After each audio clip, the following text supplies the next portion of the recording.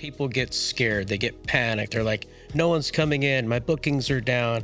People aren't coming as often. I think that's a very closed mindset versus a growth mindset. The industry is growing in general. It's going to continue to grow. You've seen what's happened in the wellness industry. You have aesthetics compounded with now wellness. GLP-1s are taking off. Actually grew the industry by 17% last year alone, which is huge. I mean, we did almost 17 billion last year as an industry. Today's guest is a visionary entrepreneur and leader in the med spa and healthcare space, empowering businesses and providers to achieve success through technology. He is the founder of Growth 99 and the Medical Millionaire podcast. I'm grateful to be catching up with Cameron Hemphill. We work in the beauty industry, so clunky software is just not the vibe. Boulevard is sleek, made for beauty pros, and gets you compliments, not complaints. Podcast listeners can get 10% off plus free guided setup, so head over to joinblvd.com/podcast to claim this special offer. Well, I'm so excited to have you here today, Cameron. You have such a wealth of knowledge from the industry and so much good experience. I want to start off, though, by talking a little bit about how you got into the industry. I feel like our listeners always like hearing the backstory of how people broke into the industry and find success. So tell me a little bit about that. Yeah, no, I'm glad you asked. I think everybody gets into the aesthetics industry in an interesting way. Yeah, it's always unique. Yes. And so I've been in it for about 11 years. Wow. And I actually had a buddy who was looking to buy an aesthetics practice. And I said, man, I don't even know what an aesthetic practice is. And the reason why he came to me was he knows I'm a good marketer. I know process automation. I've been in CRM and digital marketing for many years, 20 years. And he said, well, I'm going to show you the numbers. This is really a traditional marketing industry. It's a cash pay business, and I want to put your eyes on it so you can kind of help me out. Anyway, I looked at it and I said, there's a lot of opportunity here. And so we deployed some strategies that would really help with marketing, getting more patients in the door, understanding what the patient journey was. And I got intrigued. And so I wanted to see how we could actually help deploy this and help other practice owners. So I actually went to the first AmSpa conference. This was back when they did it at the ARIA. There was like maybe 10 vendors in there. And now if you've been, I know that you've been. Yeah. The exhibit hall is filled with like, I don't know, maybe 100 vendors. Yeah, I was going to say it's like massively. It's massive. It's full. People are shoulder to shoulder, just nonstop sessions, learning, vendors, all of it. Exactly. They moved it to the Win. It's huge. There's speaking events, there's KOLs, it's just grown, right? I've seen it grown tremendously since I've been in it. And so I was inspired by that. And then really when I started to understand who the practice owner was and how they are so skilled at their craft, they're artists. Yep. And they help people become beautiful, confident, and all these great things. But there's a big lack in understanding of how to operate a practice like a business and what it takes to really produce profits as an entrepreneur, as a business owner. And so I went on a mission to really help educate and encourage practice owners how to think and operate like a true business owner, like a true CEO. And throughout that journey, I created a company called Growth 99. It's a full digital marketing system and marketing automation solution. And so it's a SaaS-based product. And we built it up to over 2,000 practices that use it. Wow.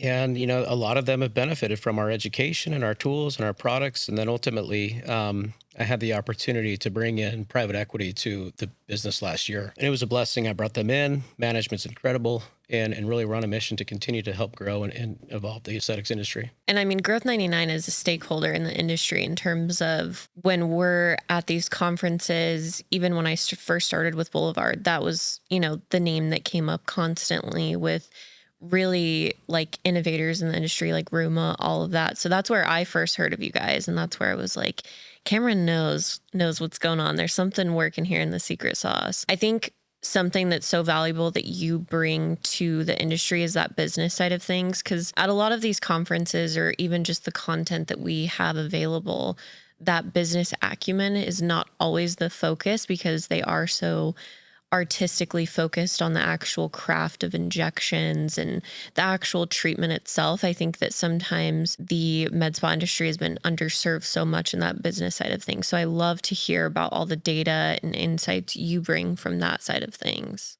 Yes, to answer your question, the industry is thirsty to understand the business aspect of how to fundamentally run their practice like a business and how to produce profits as the main shareholder. And that's what it is. Like, sure, at the end of the day, we're delivering medicine to patients, right? But if you're not effectively running your practice like a business, understanding the numbers, patient acquisition costs, conversion rates, what tech stack should I use? That's where you're going to miss out. And unfortunately, that's where I've seen a lot of practices close their doors. Interesting. And who end up getting hurt is the actual patient, right? Because there's less services for them. So what I've seen is just like you said, there's conferences out there mainly focused on clinical stuff. I would say it's like 90% clinical, dabbles 10% of business. I do see that changing more and more as the years have gone on. And I've actually seen some great conferences now that are 100% business. So you can go to conferences now, like Terry Ross has a wonderful one. It's called the 4S Summit. She does it 3 times a year. Yeah. It's all business, boot camp business, marketing, tech stack, understanding the fundamentals, the P&L, the balance sheet, all that stuff. And so like, if the practice owner can really help understand and educate themselves, because they're academics, they have gone to school for a craft. But if they can really divide their time and focus on the business aspect, they're going to win at the end of the day. Yeah, and they are, for the most part, data-driven people. They like seeing, the white papers, the clinical studies.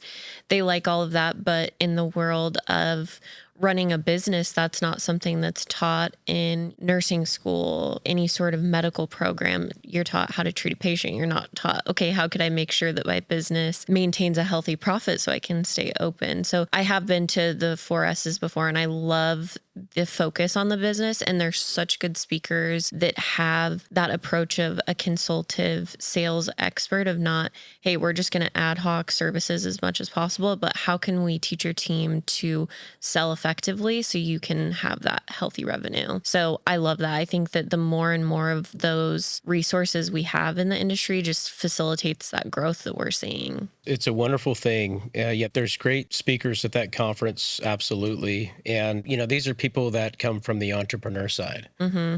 And they're desperate to help the practice owner understand fundamentals. So let's talk about a couple of data points. So, you guys have wonderful benchmarks, right? Boulevard is an incredible platform, incredible tool. The data behind it shows that, hey, for people that actually use memberships as a tool, right? If they deploy it correctly, for example, you're seeing 175% of the actual growth come from the memberships. Yep. Right? Because it creates patient frequency. It creates loyalty. And so it's things like that. And practice owners struggle to understand how to roll out memberships. Oh, right? 100%. And the nice thing that Boulevard has is functionality within inside of that ecosystem to give them the autonomy to roll out very effective memberships. So it's things like that of them knowing that, hey, memberships, we know they're important. We know they're important. How do we do it? What tool do we use? How do we deploy it? And there's tools out there that help with that. Yeah. And I think the important thing too, and you've seen this, you're an expert in helping people build tech stacks, is how can I find a technology that increases revenue, but automates as much as possible, right? Like, I don't want to be manually signing clients up for memberships or setting up memberships. We're at the point where automation is key, and business owners need to be able to sell memberships at a snapshot to a client, and their benefits are all automated, billing's automated, and that revenue is just rolling in. So I think that's something that as technology improves, we see things like AI coming into play. Automation is key, and then seeing that revenue growth in automation is huge. Huge. The other thing is online bookings. Like I still see practice owners today that have websites that do not have online booking. Call to book is so crazy. I'm like, I don't even want to call to book at my doctor's office. I want to be able to schedule it online in under a minute. Online booking is the way of the world now, and we see it. Consumers demand it. So if we don't answer that demand, it's kind of a loss. 100%. There's a 28% lift. If you have online booking on your site or your CTA, your call to actions, your Instagram, whatever, your funnels, if you will be, there's a 28% booking lift increase if you do have that versus if you don't. And so if you're spending money on marketing, you're spending money on demand, and you're not giving them that utility to have the ability to book online at ease at their convenience. Because a lot of time they're at home. These are business people that are not going to book during the day. They want to book at home. They can't call the practice at 11 p.m. at night. Yeah. Right. So they want give them that automation, give them that autonomy to be able to do that. And then the other component to follow up with that too is when they book, make sure to have something in place that creates the ability to remind them It has to go on their Google Calendar, for example, or their Outlook calendar, and then make sure that it can remind them. And if you do set that stuff up, and I know that you guys have a great tool to do that, it will reduce the no-shows, right? The last thing you want to do is sell time and then have that patient not show up. That's going to impact the practice dramatically. Totally. I mean, in this day and age, really, like, we shouldn't have clients no-showing or last-minute canceling as a common practice with being able to hold cards on file, take deposits. I always say time is money. So if you're losing time or you're not making money in the time that you have, it's going to impact those margins. And those are what kind of separates, what I see separates the successful practices from the practices that fall behind and eventually close, right? Absolutely. And, it's unfortunate because if you're not taking the time to invest in the right tech, and you're like, I don't want another membership, another subscription. They look at it as a cost versus an investment of saving time and giving the patient the ability to book at ease, right? And that's the problem. It's like, hey, I don't want to spend the $4,000, $5,000, $6,000 a month on this other tool. There's so many tools out there. But what I'm telling these guys, I feel like I'm always educating. At the end of the day, you as a provider, you're selling time. That's what they do. They're not selling the injectable. They're not selling the neurotoxin. They're not selling the microneedling. Sure, they are delivering the end result, the treatment, the confidence, the transformation. Yeah. But they're selling time. And so if you have the ability to actually help automate time and help convert people at ease, you're going to get an ROI on any specific platform or tool that you deploy. What would you say if you were looking at what successful practices spend on marketing or what they invest in it? What would that look like? Oh man, that's I know it's a loaded question. Yeah, it's all over the board, but what I can tell you, the most successful practices, the most successful providers, whether you're multi-location, single location, 10 location, they truly are the best marketers. This is a cash-based business. They're the best marketers. You have to get attention. You have to have a good social game. You have to spend on ads, Facebook, Instagram, TikTok, like it's demanding. You got to have a great website, SEO, reviews. And what I see though, is actually we ran a survey at Growth 99. We ran a survey. It was over like 1,000 practices. And the data that we found from that was very, very interesting. 67% of the 1,000 people that we got the survey back from spend less than $2,500 a month on marketing. And when you look at AmSpa's data, the average Medspa, single provider owned, does about 1.4 million a year. If you are saying, let's just do the math, let's just call it $1 million versus the 1.4, right? Yeah. Let's just say you're doing $100,000 a month. Okay, that's going to give you like 1.2, whatever, $1 million to $1.4 million, whatever. You need to be spending 10 to 15% a month on marketing, right? So if it's $100,000, you need to be spending 10. Yeah. If they're spending 2,500, like That's are missing way below demand. the mark. Way below the mark. And I'm saying 67% are spending less than that, right? And so most of them are not aligned. And what's happening is the people that are spending, I've seen practices spend correctly, they take the demand. And when they take the demand and they have a really good sales approach, really good tech, really good automation tools, automatic reminders, online booking, and then the ability to come in and know how to do a consult and build out a treatment plan and create patient frequency, that's what creates the lifetime value of a patient, like through the roof. So now they're going to stay with you for 5 years.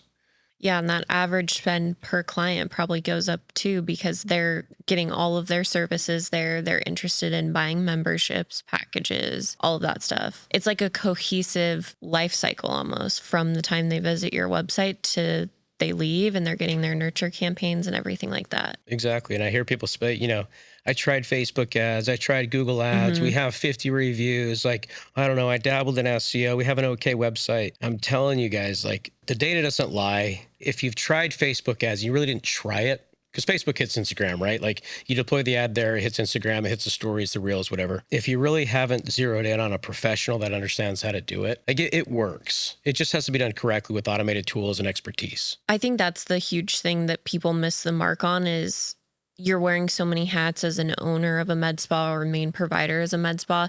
You can't be a marketing expert for the most part, the 99%. So finding someone who is an expert and knows all of those different algorithms and knows what works, what doesn't, and even just being able to plug in, Google Analytics to things like their booking tool or be able to track conversion rates.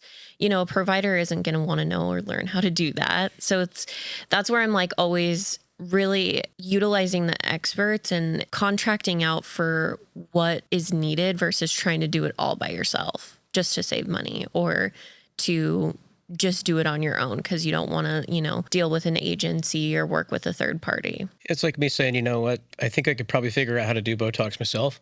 Yeah, exactly. That's a bad idea. It's not going to look good. It's going to go horrendously. It's not going to be worth the savings. That's right. So hire experts where it makes sense. Yeah, it's worth that investment. I just like we talked about with tech, like you might spend more, but it's worth that return that you get on the investment. And it's a smart business decision in the long run. Exactly.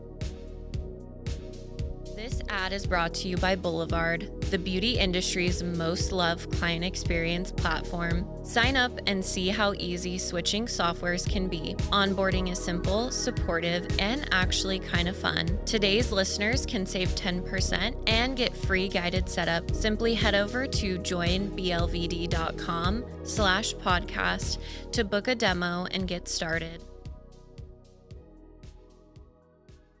Big takeaway would be to make sure to align your revenue rate with your marketing spend. And what that's going to produce is more patient velocity. Patients are going to come in the door, have tools to convert them. And when you have tools to convert them, invest in sales training, invest in the ability to give them a treatment plan because they want transformation. Yeah. They're not calling for Botox. They're not calling for like, hey, I have fine lines and wrinkles. If you ask them the right questions, when you hit their inbox from an ad or whatever it is, when they raise their hand or they book online or whenever they come in, they are looking for transformation. Yeah. They're looking for a provider and somebody that they can trust. Exactly. Right? So that's another place that I see them miss tremendously is the conversion rates and the patient frequency. They need to come back and see you. So if you don't build this ongoing treatment plan, they're just going to go somewhere else because it's almost becoming a commodity, right? You have to have a brand, a reputation, and become a provider they trust. Yeah, that client retention is so important, especially when we're seeing clients I would say average every 120 days for neurotoxin. Most patients aren't coming in at the 90-day mark because they usually forget, they get busy, whatever it may be. But how we can capitalize on that with, hey, in between your toxin appointments, let's get you in for, microneedling or whatever it may be so that we get those more frequent revisits and then we're increasing that revenue from there. Exactly. I think that's really key. Something that I think you bring a lot of value to the industry with is, just this free content and free resources that people can find. A lot of people feel like there might be gatekeeping of having to pay to attend an expensive conference, which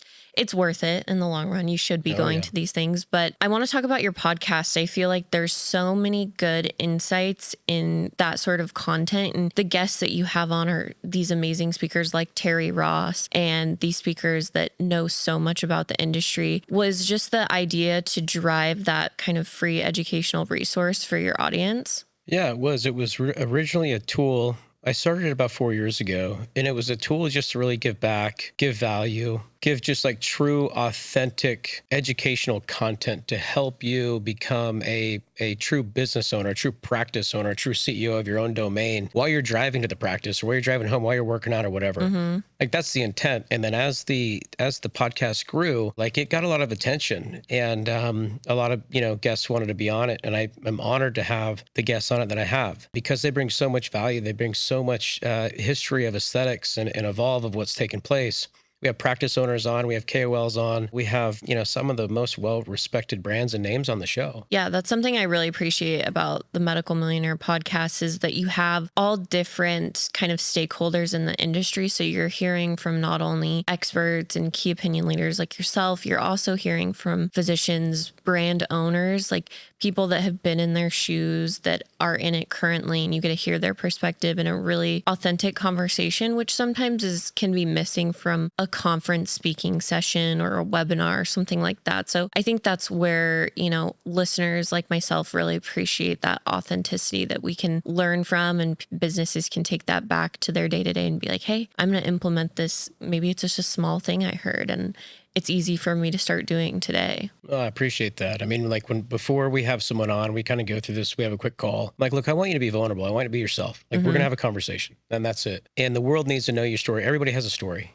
right? And Yeah. everybody probably is in your shoes or has been or wants to be. You know, there's a lot of inspiration that comes from it. I mean, I've had people come up to me at conferences and be like, dude, your podcast is so great. I really appreciate it. Like, I've had people like come up to me with have tears in their eyes. I'm like, damn, I That's didn't know I touched you that beautiful. way. Like, this is great. Yeah, that's such a good feeling to know. It creates that community aspect in the industry rather than like competition, Very true. right? Collaborating with everybody versus scarcity mindset. That's right. I love that. Well, from the conversations you've had on the podcast, you know, you do so much in the industry. What are some trends that you're seeing in the industry?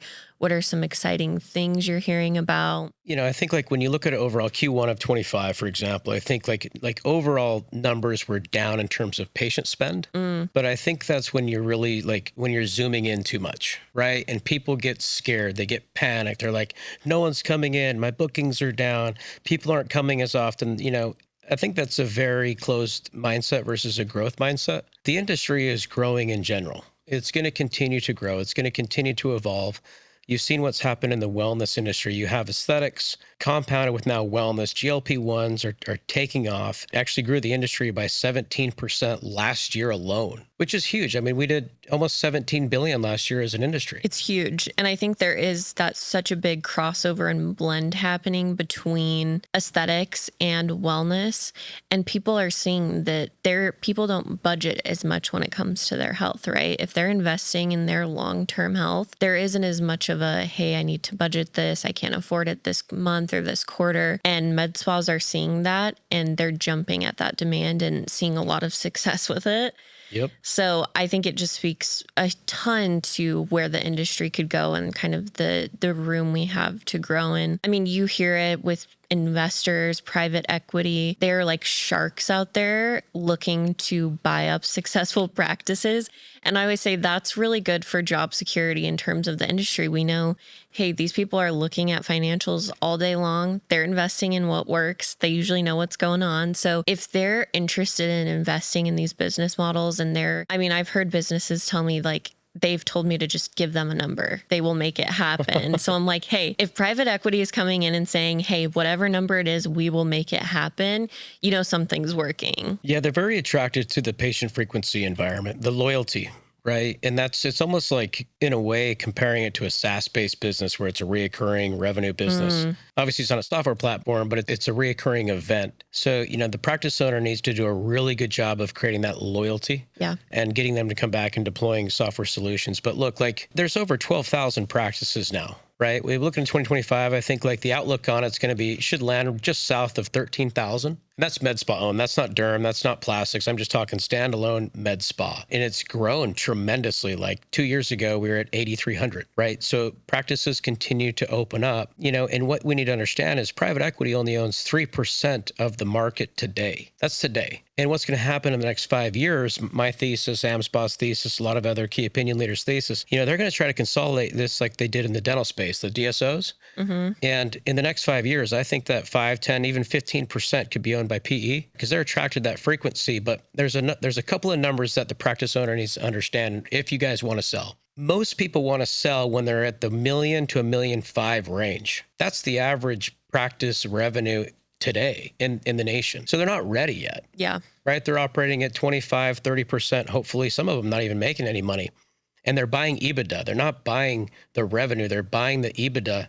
And so it's so important to understand profits, right? And when they trade, they're trading at a certain multiple of the EBITDA, not the top line revenue. Practice owners need to understand as these guys come in, some of them I think are trying to sell too early and they're leaving chips on the table. I agree. Utilization rate is 50% on average, 50. It's like, and then they want to go open up location number 2. So that's like capacity for listeners, right? So it's like, okay, if I have this practice and I have like 6 rooms, for example, and only 3 of them are filled and the other ones are empty, and then you're going to go open up practice number 2, this is weird, right? Yeah. Like you got to get at full capacity first, because don't let a private equity firm come in and buy you at 50% utilization. You have okay retention. You're like right below the threshold. Like that's where you're attractive to them. They come in, they just put the sprinkle dust on. They align the marketing correctly, the tech stack correctly, get your utilization rate up to 80, 90%, and then flip out and make more money than you did from your grinding hard work. Yeah, they come in and get that exponential return. Yep. just by tweaking a Tweaking couple numbers. things, investing in small things, whether it be tech or staffing, whatever it may be. And then they see that utilization pop up to 80, 85%. And then trade out there. And I think that money should go back to the practice owner. So for the listeners out there, I think if you guys are looking to sell at some point, hey, look, there's always an expiration date. You're going to sell to private equity, strategic, you're going to close your doors, or you're going to pass it down, or whatever. Like at some point. There's an end point. There's an end point. And I'm a firm believer that if you're going to put your hard work, you wake up every day, you grind your ass off, and you have cried as an entrepreneur. Like you have experienced like moments in your life of like a very dark environment. I've been there. I know what entrepreneurship's like. This is not easy. There's a reason why you make a sports car with 2 seats. It's because it's lonely at the top. Right? It's lonely. And I hate to see practice owners sell too early and leave chips on the table, and then a very, good finance person come in and acquire it and make more money than you. When you sell your practice, you should run it how a private equity would run it. Yep. Makes you run it more efficiently. And then when you sell it, they'll actually buy it for more than you think. I just want you guys to make more money at the end of the day. And I think there's opportunity for everybody and private equity. I agree. I think it's very hard for a entrepreneur who owns their own business to transition to that private equity mindset, but it's important if that's your plan. If you're going to sell, like you've got to buckle up for that. I would say even like years in advance of planning to sell, because you're right. There has to be an end game. Like no one wants to be doing that forever. We eventually all want to retire, go play golf every day in Florida. Like that's the goal, right? Try to. Yeah, that's the goal. So I think that's something really important for businesses that is their end goal to be thinking about. Anything else? Any other exciting? I know you talked to me a little bit about Perk. That was something I haven't heard of, which is not usually. I feel like I know all the happenings, so I'm excited to hear about it. When I left day-to-day operations at Growth 99, this is quite recent. It's an interesting world to live in because you worked on your baby. I worked on this for 10 years. And when I left, it almost like, I was like, dude, where's my identity? I kind of lost it for a minute. And practice owners and other people listening in that have sold a business or a practice, you'll go through that. You think that there's this light at the end of the tunnel, which there is from a financial standpoint. But this baby of yours, whether it's XYZ Medspa or XYZ tech platform, there's a big identity behind it. And so you got to be prepared for that. And when I was leaving, I just was like doing research in the industry. I'm always curious. I'm a curious person. Like I was pretty in school. Because I was like, I was too. I was terrible. Does it work this way? Well, I would question things. Yep. Just very interesting outlook and always curious to see what's going on. I saw this company pop up and I'm like, man, this is interesting because there's Cherry, there's Patient Fi, there's, Care Credit. They've been around for years. But these are very, I'm going to call them antiquated finance companies. They do traditional financing, right? There's a place for that. Totally get it. But Perk was pretty interesting because it's an installment platform where patients can come in, they can put the down payment, which covers the cost of the actual service and treatment. It's like Klarna, and then they can put it on a reoccurring payment plan, right? And most of the fees, they go back to the provider, which yields them about 16 to 20% more on top of the services they sold. So it almost makes them the bank. It's a cool little platform. Is enticing because that's kind of the hard part. When I was running med spas, there's an upside to the financial part of if we allow clients to use Cherry Care Credit, they'll buy more stuff, but we're losing on those fees. So then it's kind of that balance of, do we want to lose on the fees? Do we want to secure revenue from service sales? So it's a very hard balance. And a lot of businesses, their margins get ate up by those fees if they're heavy on financing. So that's why it was intriguing to me to hear that. And I think as the economy shifts, I mean, you've heard it too. Patients are spending a little bit less right now. I think in the big picture, it's probably not super impactful, but that could be something that businesses may utilize to support during this time. You're giving people access to opportunity with ease when you do it this way. I mean, go to Dolce & Gabbana, go to Neiman Marcus, go to Louis Vuitton. You can buy now, pay later on every single one of those sites. Look at Apple. Mm-hmm. You can pay monthly for your phone. A lot of people do. Yeah. Right. And so these guys have already taken the time to actually learn, like, wow, like most of our users actually prefer to pay over time.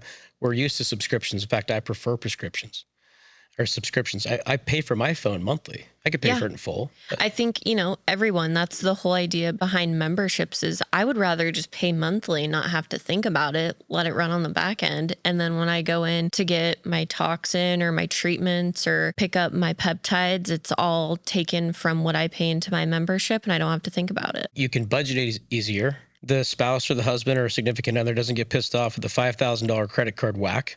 Yeah. Right? I've been there. I don't like that. Totally. $200 a month goes over way easier than a big chunk You can slim that in. Yeah, you can budget that in under they won't see it. It's easier to hide. I love it. Yep. And what happens is then they can finance more.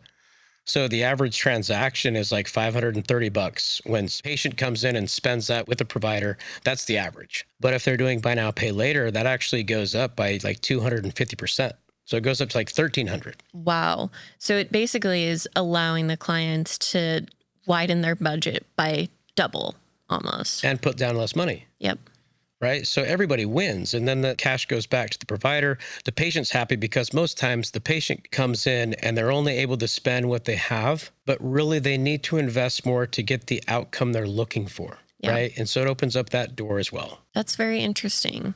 I think there's going to be a lot of shifts in terms of client financing, in terms of going away from the traditional mindset to something like that, or something that's not as harsh on the business in terms of fees and a way better client experience. Like client financing sometimes is not really fun for clients to sign up for, and it can be kind of like a headache for them. So I think anything we can do to streamline that, get more monies for our clients to spend, and then that go back to the practice is huge. Yeah, there's no credit check, right? So that's the other thing is like, that can be kind of an awkward moment, you know? Totally. Are you approved or are you not? Sorry, I got to tell you no. Yeah. Like that's awkward. That like kills the provider patient, like total experience. Yeah, right? It makes it feel not as much of like a provider to patient relationship where you're just saying, hey, this is what I think you need. So I agree. I had the opportunity recently to invest in a group where we are acquiring Medspas, not as owner operators, but you know, the right management, the right providers in place. And we have a playbook, and that playbook comes from having a correct tech stack, a correct formation. And, you know, that's going to be part of the tech stack. Also with front-facing digital marketing, the right website, the right patient spend, the right EMR, you know, the right patient engagement tools, and then the right financing platform, and then knowing your numbers, investing in sales. Like that's our playbook. And when you deploy that playbook based upon the data that's out there, it's quite hard to lose as long as the provider is doing what they do and delivering that artistic skill set. Yeah, you're giving them the structure for success, basically. That's right. They just have to run it. You got it. Amazing. I think that you have so much amazing insight. I really appreciate you coming and talking to us today. If our listeners want to find you, talk to you, what's the best way for them to reach you? Just go to my Instagram, @CameronHempPill. Everything's right there. I got my links there. Working on some of my personal brand release stuff right now. So just go there, drop me a DM, click on the links, and we can connect there. I'd love to support anybody that's really looking for any answers or questions or insights or want to join the podcast. Yeah, Medical Millionaire podcast. Yeah. One of the best, one of my favorites. Thank you. Awesome. Thank you so much for joining us. Thank you for having me. I appreciate you and the whole Boulevard team. Thank you so much, guys. Are you a beauty pro who loves what you do, but not the admin part? Boulevard's got you. From seamless online booking to streamlined workflows and built-in revenue boosters, Boulevard is the easy-to-use platform that works as beautifully as you do. For tuning into today's podcast, you can save 10% and get free guided setup. Head to joinblvd.com/podcast to learn more and get started.